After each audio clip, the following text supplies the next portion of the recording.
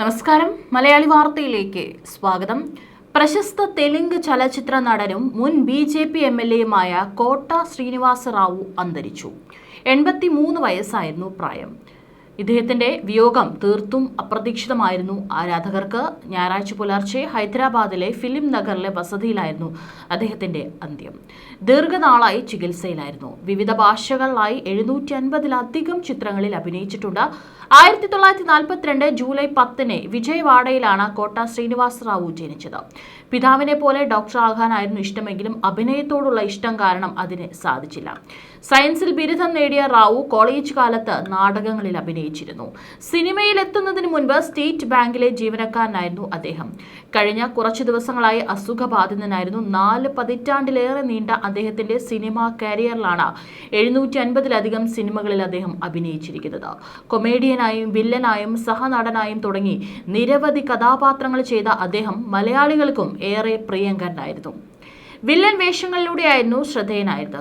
ആന്ധ്രാപ്രദേശിലെ കൃഷ്ണ ജില്ലയിലെ കങ്കിപ്പാടുവിൽ ജനിച്ച റാവു 1978 പുറത്തിറങ്ങിയ പ്രാണം ഗരീദു എന്ന ചിത്രത്തിലൂടെയാണ് സിനിമാ രംഗത്ത് അരങ്ങേറ്റം കുറിച്ചത്.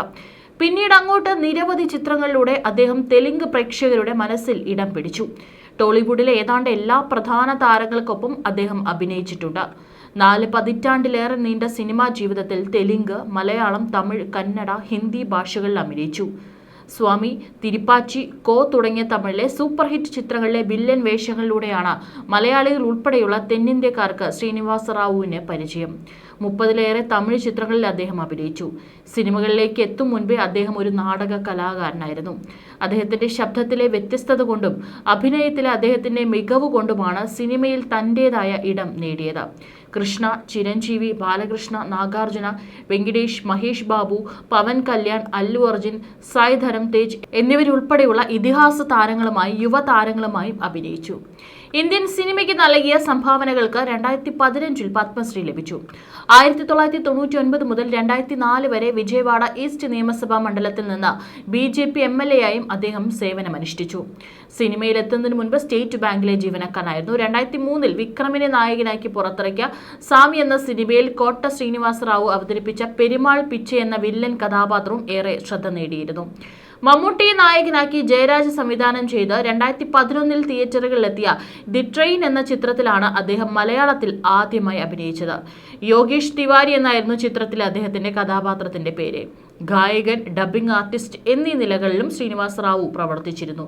രാഷ്ട്രീയക്കാരൻ റാവു 1999 മുതൽ 2004 വരെയാണ് ആന്ധ്രാപ്രദേശിലെ വിജയവാഡ ഈസ്റ്റ് മണ്ഡലത്തിൽ നിന്നുള്ള എം.എൽ.എ. ആയത്.